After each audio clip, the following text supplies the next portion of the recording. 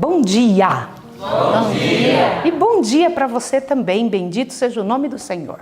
Acordamos, isso é sinal que o Senhor Deus, na sua misericórdia, tem um plano para nós. E nós temos que saber qual é o plano. Bom dia, Paulinha. Bom dia, professora. Você tá boa? Tá ótima. Tá bom.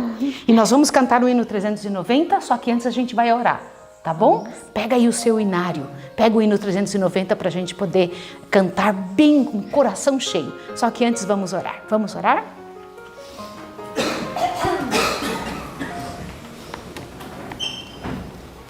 Santo Deus e amado Pai, bendito seja o teu nome pela chance da vida e ainda estarmos vivos nessa hora da história da Terra, uma hora tão séria. Nós queremos lembrar, Pai de amor, o mundo, o planeta, que falta muito pouco para Jesus voltar. O Senhor Jesus, ao estar aqui, deixou suas pegadas e temos que andar nelas. Nos ajude, nos ensine, trabalhe conosco e ajuda-nos, Pai Santo, a andar em retidão e crescimento. Amém. Pelo poder de Jesus Cristo, nosso Redentor. Em nome dele que oramos e agradecemos. Amém, Senhor. Amém. Vamos cantar, Paula? Sim, vamos lá? Cantar é muito bom, enche o nosso coração. E esse hino que nós vamos cantar fala das pegadas de Jesus. Que você possa andar nas pegadas do Senhor nesse dia.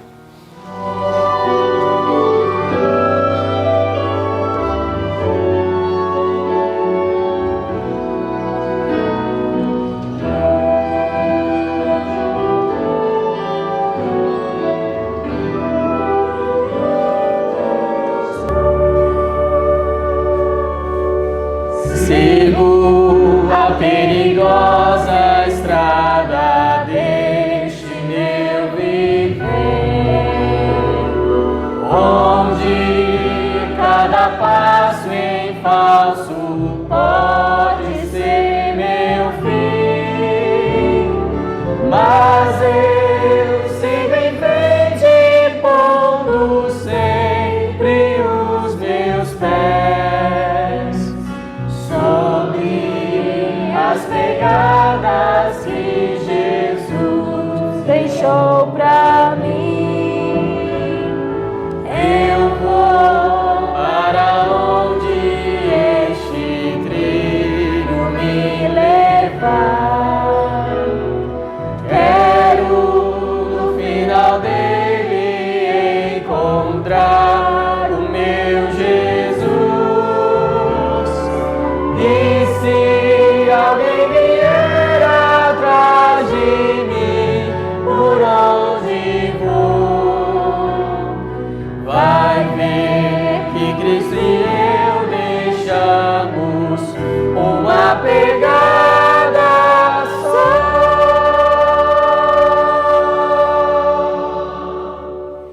Amém! Que você hoje possa andar nas pegadas do Senhor, que as suas pegadas estejam juntinho da dele.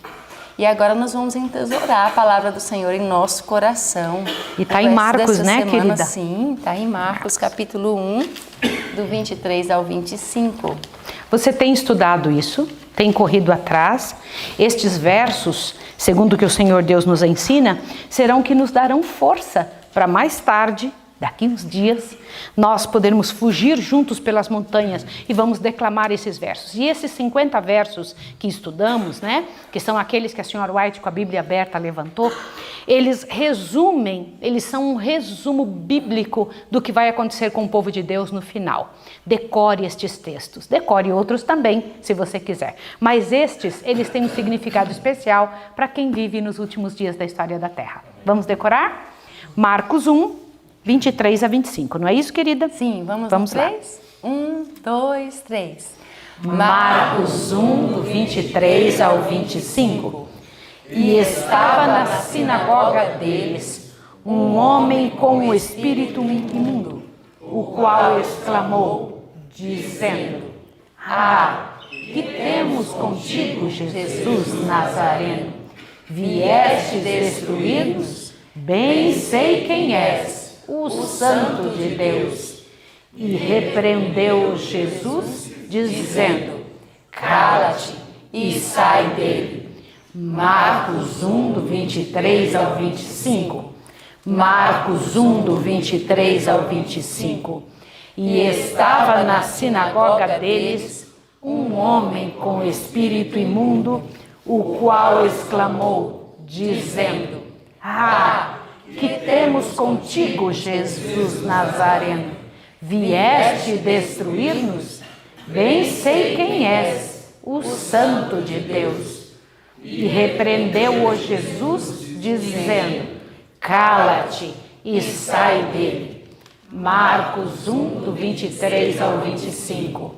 Marcos 1, do 23 ao 25.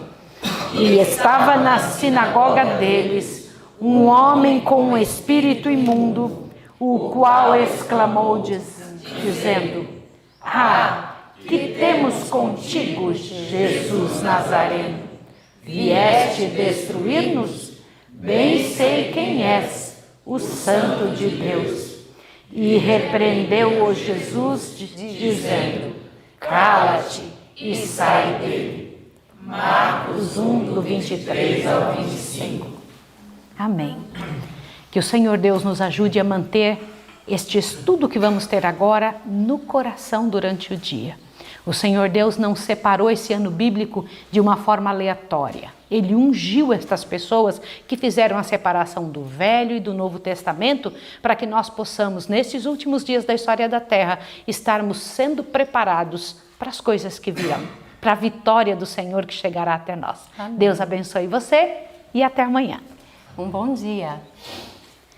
Bom dia, amada escola. Bom dia. Bom dia, amadinho Jesus. Bom dia, professora Joana. Bom dia, Escola de Profetas. Bom dia. Bom dia aí que você está em casa, que Deus o abençoe abundantemente nesta manhã para mais um estudo. Amém. E estamos felizes de poder estudar a Bíblia junto com você. Então já pega aí a sua Bíblia, tá?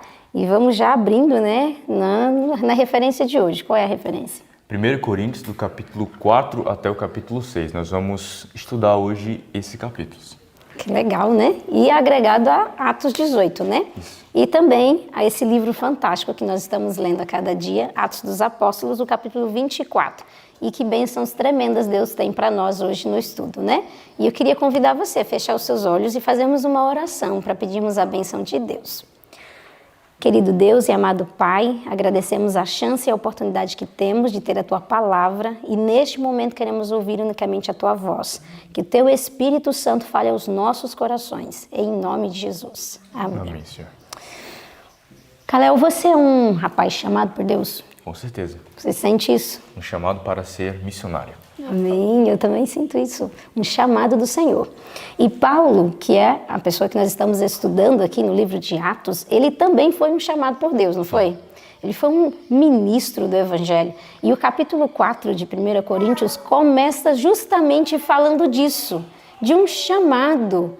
Será que o pessoal ali de casa tem um chamado? O que você acha? Com certeza, todos são chamados por Deus para cumprir a missão, professora. Sim, e aí nós temos que pensar, se nós temos um ministério, se nós somos chamados por Deus, quais seriam as qualificações para cumprirmos esse chamado? Então, dentro do ministério de Paulo, nós vemos 3 pontos fundamentais: fidelidade, humildade e também ternura. Se você ler o verso 2, você lê pra gente o verso 2 do capítulo 4? Sim, o verso 2 diz assim: além disso, requer-se dos mordomos que cada um se ache fiel. Olha aí, Paulo estava ali dizendo ao pessoal de Corinto que ele era um chamado de Deus. E como um chamado do Senhor, ele entendia a sua responsabilidade diante do Senhor. E ele dizia: o meu papel, a minha obra, eu a cumpro com fidelidade. E olha que importante é isso, né? Nós temos, como dispenseiros de Deus, né? Nós temos que sermos achados dignos de confiança do Senhor. E aí nós temos que parar para pensar, né, Kalel? Sim. Temos exercido o nosso ministério dessa maneira. Você tem um ministério, você aí de casa. Exatamente. Você tem um chamado do Senhor. Você tem cumprido isso com fidelidade? Você tem se achado digno de carregar as mensagens de Deus? Isso Para levar as pessoas que estão necessitando no mundo, professora. Todas as pessoas ao nosso redor necessitam ver essa mensagem. Sim. Nós temos uma missão épica dada por Deus. E para isso precisamos ser fiéis. E não só fiéis, nós precisamos também de um exercício fundamental, o exercício da humildade. A vida missionária é fácil, Kalel? Com certeza não. A vida missionária não é fácil. E a vida do apóstolo Paulo demonstra isso. Constantemente ele é perseguido, constantemente ele é considerado como a escória do mundo, como o lixo do mundo. E nós não vamos ser diferentes. Nesse planeta também seremos considerados assim pelas pessoas lá fora. E nós precisamos estar firmes, ter um peito para aguentar isso. E a fé também, professora. E veja, a vida do missionário você percebe no capítulo 4, em 1 Coríntios, no capítulo 4, no verso 8, diz: já estáis fartos, já estáis ricos, sem nós reinais, e quisera reinasseis para que também nós viéssemos a reinar convosco. Porque tenho para mim que Deus a nós, apóstolos, nos pôs por últimos como condenados à morte, pois somos feitos espetáculo ao mundo, aos anjos e aos homens. Nós somos loucos por amor de Cristo, e vós sábios em Cristo, nós fracos e vós fortes, vós ilustres e nós vis. Professora, todos nós somos chamados para ser missionários, mas precisamos estar cientes de que essa missão não é fácil, professora. Sim, com toda certeza. E se você pega o verso 12 e o verso 13, eu acho fabuloso. Paulo dizendo assim, ó, e não nos afadigamos, trabalhando com as nossas próprias mãos, somos injuriados e bendizemos. Olha só que interessante. Nós somos injuriados e nós bendizemos. Somos perseguidos e sofremos. Somos blasfemados e rogamos. Até o presente temos chegado a ser como o lixo deste mundo e como a escória de todos. Só é possível suportar esse tipo de vida, Kalel, se estivermos mortos. Porque quem morreu não se importa. Exatamente. Quem morreu não se ofende, mas quando a gente ainda está muito vivo, né? Quando o nosso eu ainda está muito vivo, a gente não aguenta perseguição. A gente não aguenta que pise no dedinho do nosso pé. Qualquer coisa abala a nossa fé, não é? Sim, e aí a gente precisa entender, nós precisamos morrer para que nada mais nos abale. E Paulo estava morto, acredite, Paulo estava morto e nada mais abalava ele. E por isso ele conseguia cumprir o ministério dele com muita humildade. Exatamente. Mas, olha só, eu gosto muito do equilíbrio de Paulo.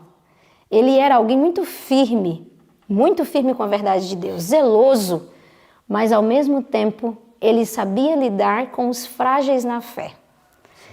O capítulo 4 encerra justamente com isso, né? A ternura desse apóstolo. Como é que você consegue perceber essa ternura dele no texto?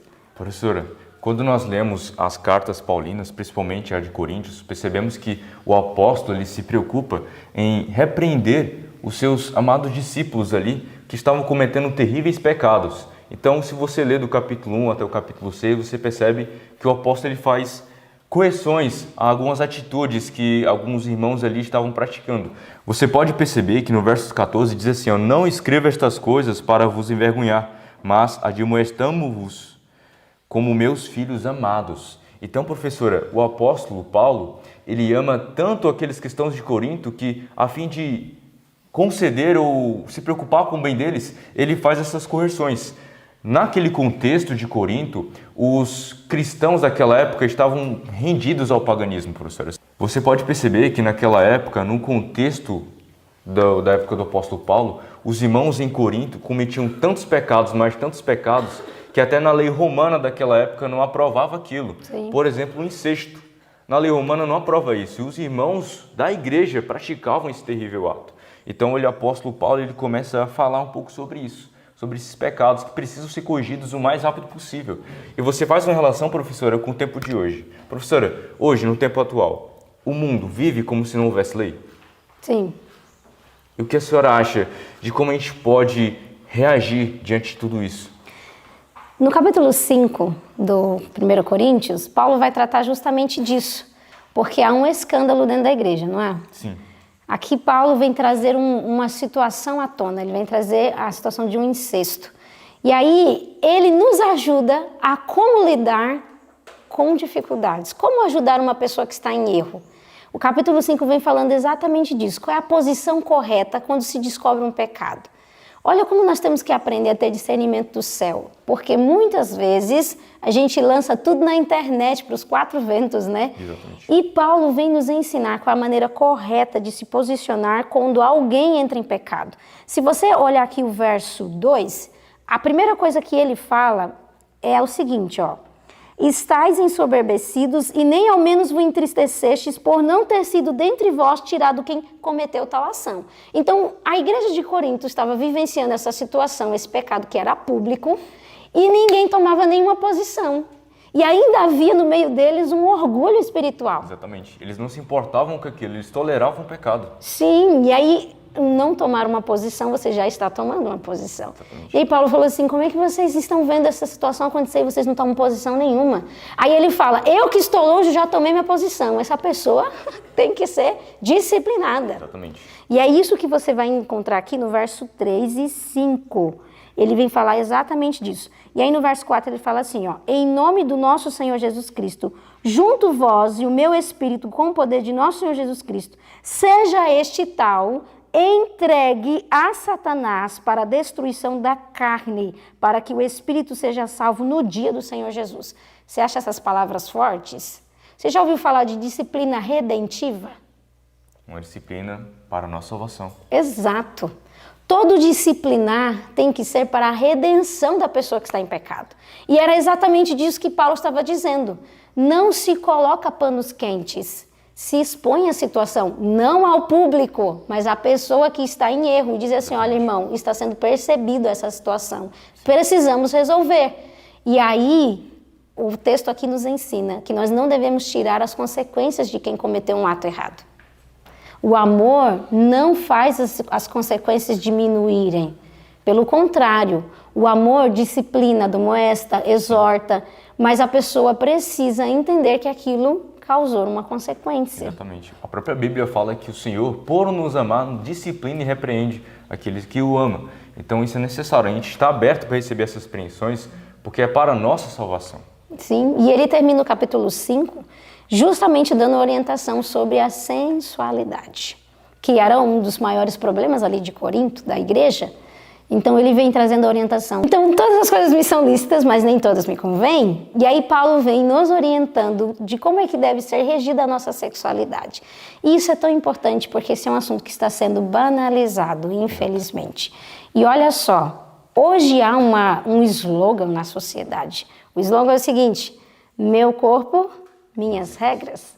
Eu faço o que eu quiser com o meu corpo é meu. Você não manda no meu corpo, quem manda no meu corpo sou eu. E não é isso que a Bíblia vem dizendo. A Bíblia fala que você foi comprado, você não se pertence. Foi comprado pelo sangue de Jesus. E tudo que nós fizermos no corpo, nós receberemos no próprio corpo. Exatamente. Olha a seriedade disso. E é por isso que no verso 18 do capítulo 6, Paulo dá uma advertência muito interessante. Ele diz assim, ó, fuja da impureza. Fuja.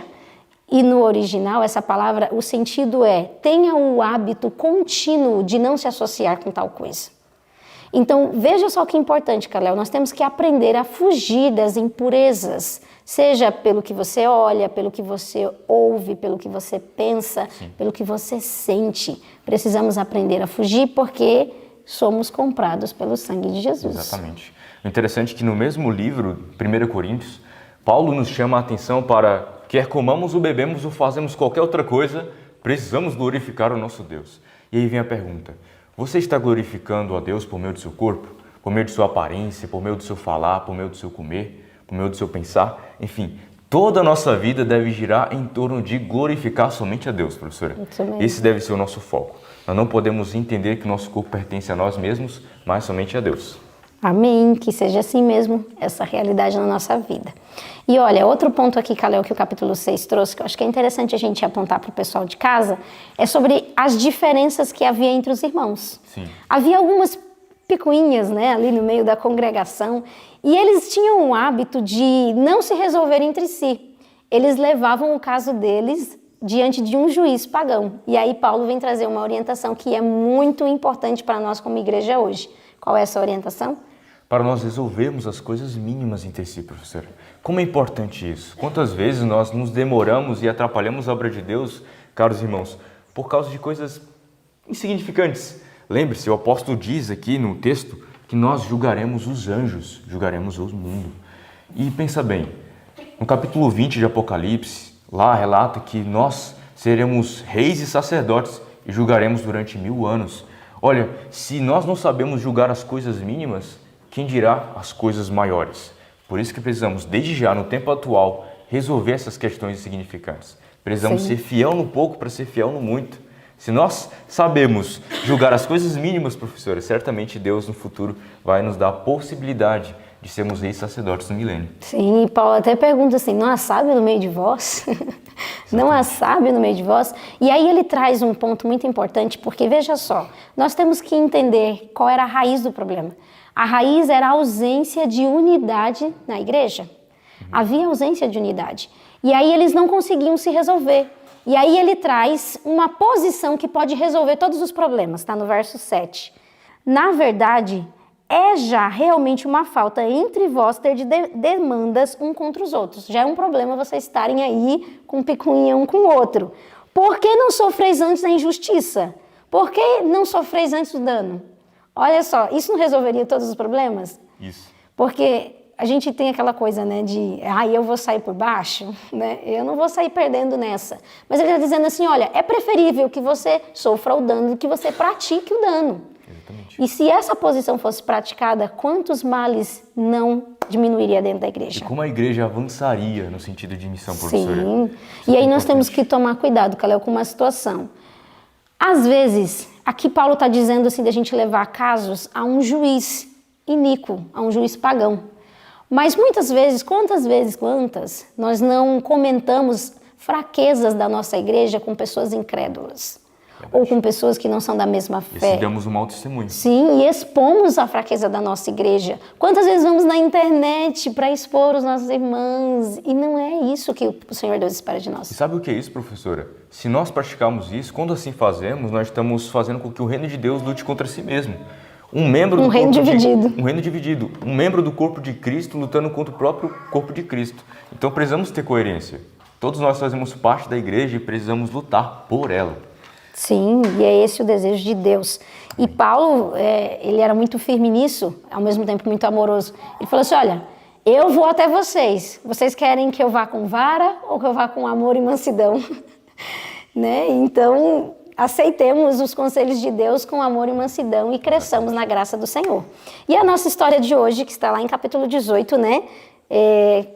Quando Paulo chega ali em Corinto para evangelizar. Então, nós vamos estudar um pouquinho sobre isso agora. E o texto aqui vai dizer que quando ele chega em Corinto, ele encontra alguém bem legal. Ele encontra quem? Priscila e Áquila. Isso mesmo. E eu achei muito interessante, porque quando ele conhece os dois, ele primeiro vai averiguar qual o caráter que os dois têm. Sim. Depois é que ele se associa e eles começam a ter uma vida juntos, porque eles tinham a mesma profissão. Exatamente. E lá Paulo começou a pregar o evangelho. Como que era a cidade de Corinto? Era uma cidade bem fácil, bem legal. Não, né? Uma cidade entregue aos prazeres, adorando diversos deuses totalmente diferentes entre si, professora. Muito paganismo. E o ponto principal ali de adoração, né? Aqui o texto disse que era Vênus, né? E Vênus é a divindade do amor, da sensualidade. Imagina isso. E eles eram altamente imorais, porque tudo que se associava à sua religião era cerimônias imorais com práticas sexuais. Então imagina só, você como missionário, Calel, você gostaria de ser enviado para uma cidade como essa? Rapaz, se Deus enviar, a gente vai, né? Aqui, né?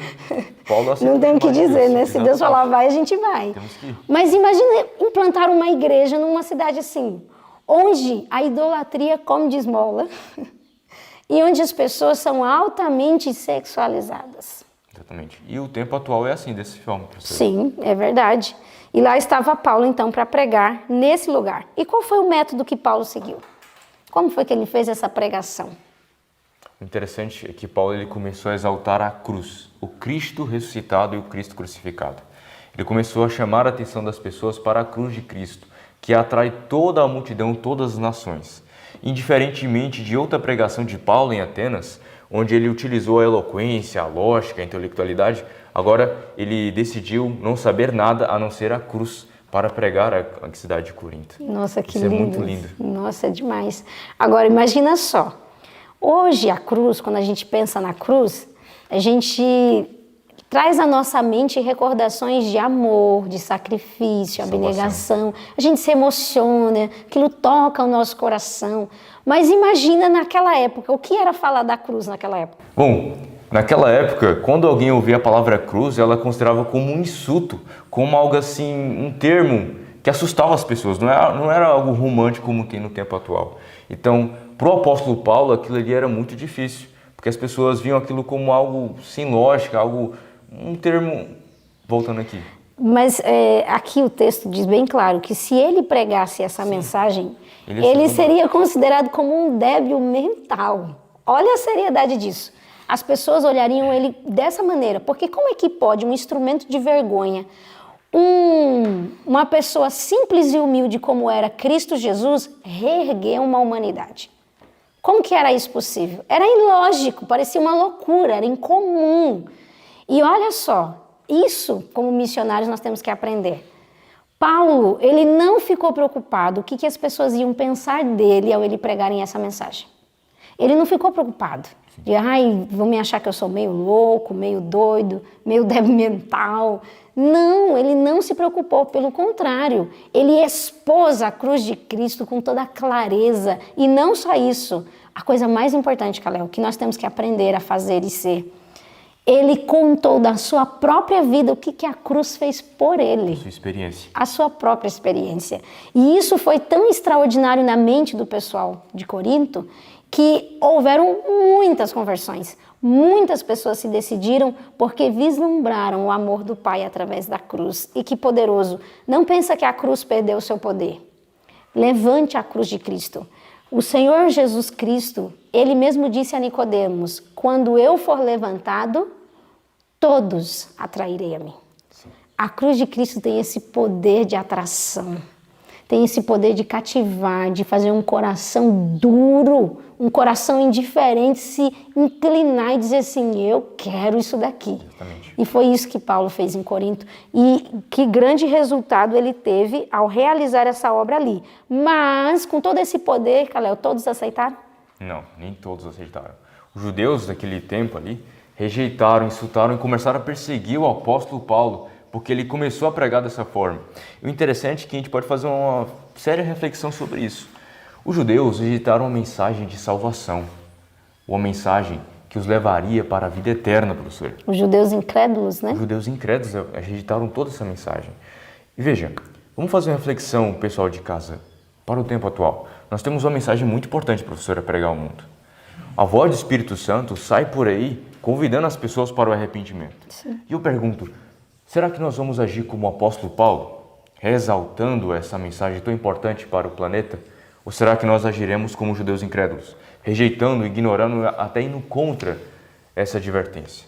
Como é importante isso para nós. E sabe o que vai decidir isso, Kalel? É o que nós carregamos dentro do coração. Sim. Porque quando Paulo pregou a um pessoal impuro, dado aos prazeres do mundo, um pessoal que todo mundo olha assim e diz assim, isso aqui não se converte nunca. Paulo pregou e eles se converteram. E os judeus incrédulos não. E era pelo que eles carregavam no coração. Aqui o texto diz que eles eram cheios do mais amargo ódio. Sim.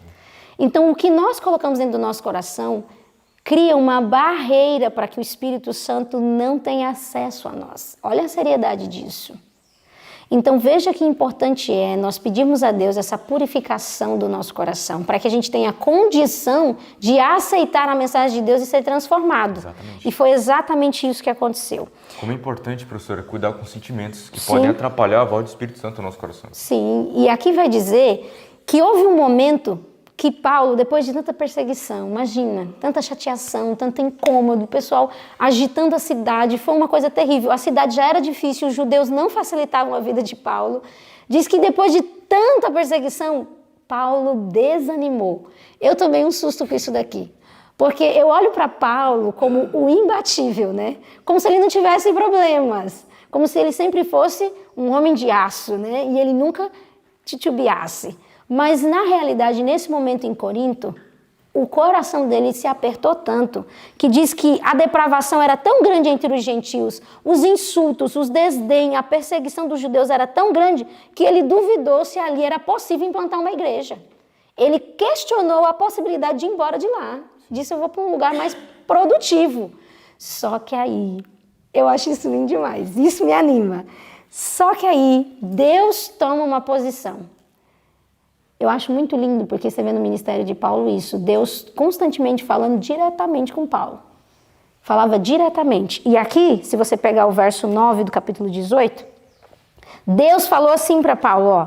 E disse o Senhor em visão de noite a Paulo, não temas, mas fala e não te cales. Porque eu sou contigo, e ninguém lançará a mão de ti para te fazer mal, pois tenho muito povo nessa cidade. Olha que extraordinário isso, Kalel. Na visão de Paulo, ele olhou assim e disse assim, esse campo é infrutífero, eu não vou ficar perdendo meu tempo aqui. Na visão de Deus, tem muita gente para salvar nessa cidade, não fica calado, fala. Deus tem outra visão. A gente enxerga tudo troncho, e Deus endireita os nossos olhos e fala, não, fica aí, prega, porque eu vou resgatar muita gente através de ti. E ele ficou 1 ano e 6 meses ali. E muita gente foi salva, foi implantada uma igreja ali para a glória de Deus. Olha que legal isso, eu acho isso muito lindo. E aí fica uma lição para nós, Kalel. Não podemos desanimar em salvar as pessoas. Isso não mesmo. podemos desanimar, professora, Isso de mesmo. avançar na obra. Lembre-se, Cristo está ao nosso lado. Ele prometeu no capítulo 28, no verso 20, que Ele estará conosco todos os dias até A consumação dos consumação séculos. dos séculos. Amém. Enquanto evangelizamos as nações, Jesus está bem ao nosso lado, nos ajudando nessa obra tão importante. Amém. Você não está sozinho. Você tem o Senhor Jesus Cristo e também tem a nós, né? Porque nós somos companheiros de batalha. Agora, para a gente encerrar, Kalel, eu queria ler esse parágrafo aqui do livro. E eu quero ler com você esse parágrafo que é tão lindo. Aqui o meu livro, na página 246, tem um parágrafo que começa assim, por ocasião de sua conversão. Eu sei que para evangelizar nesse mundo de pecado é muito difícil, não só porque o mundo em si está contaminado, corrompido, mas porque dentro de nós também há muitas misérias que precisam ser arrancadas. Então a gente tem uma luta externa e uma luta interna com os nossos próprios defeitos, né? E às vezes isso é desanimador. E eu sei que são muitas lutas, e eu sei que você de casa pode ter muitas vezes ao longo do caminho aquele desânimo, aquela vontade de desistir, de deixar tudo para lá. E eu quero te ajudar, porque Deus me ajudou hoje. E eu quero compartilhar essa ajuda. Esse parágrafo diz que o amor para com o Senhor da glória, a quem tão implacavelmente perseguira na pessoa de seus santos, era o princípio que atuava em sua conduta, o motivo que o impelia. Por que Paulo era o imbatível, né? Porque ele era movido por esse amor. Se acontecia afrouxar o seu amor no caminho do dever, um olhar à cruz e ao amor admirável ali revelado era suficiente para fazê-lo cingir os lombos de seu entendimento e impeli-lo na senda da renúncia de si mesmo. Amém. O que curava o desânimo de Paulo? A cruz. A cruz. O que vai curar o nosso desânimo? Nossa vontade de desistir, de deixar tudo para lá. Olhar para a cruz.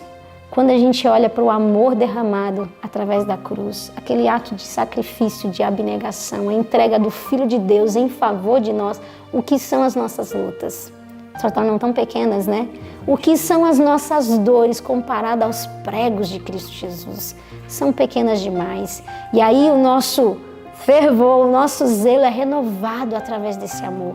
Se você hoje está triste e abatido, olhe para a cruz de Cristo.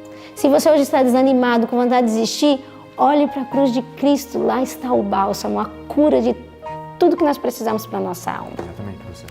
E que o Senhor Deus te ajude nessa jornada de evangelizar. Que o Senhor Deus te fortaleça a não desistir das pessoas, não desistir da obra de Cristo. Amém. É assim que eu quero avançar. Você Amém. também, Kalel? Exatamente, com Que bom. certeza. Que Deus abençoe você de casa. Muito bem. E vamos orar então com eles? Vamos?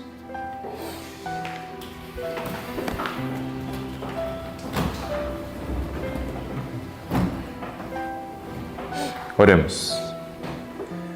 Senhor Deus eterno Pai, muito obrigado por essa mensagem tão importante para o nosso coração, Senhor. Eu quero te pedir para que o Senhor nos ajude a manter os nossos olhos fixos no autor e consumador da nossa fé. Nós possamos manter a nossa mente no santuário celestial, Senhor. Possamos manter nossa mente no nosso Salvador, para que a gente não venha desistir da obra e das pessoas. Por favor, derrama poderosamente o Teu amor por meio do Teu Espírito em nossos corações, de modo que venhamos olhar com as pessoas com um profundo desejo de salvá-las e ajudá-las, de servir a cada uma delas. Eu quero lhe agradecer por demonstrar isso para nós por meio da cruz, Senhor. Muito obrigado e que nós possamos ser como o apóstolo Paulo, um missionário fervoroso que se dedica ao máximo para cumprir esse chamado. Obrigado, abençoa a todos nós e ao pessoal de casa, em nome de Jesus. Amém. Amém. Muito bem. Foi tão bom estudar com você. Agradeço muito, Kalel, pela sua ajuda. Foi muito bom estudar com você também. E que o Senhor Deus te fortaleça para o dia de hoje. Eu tenho que ir também? Então, um bom dia, um tchau. Um bom dia para você e que Deus o abençoe.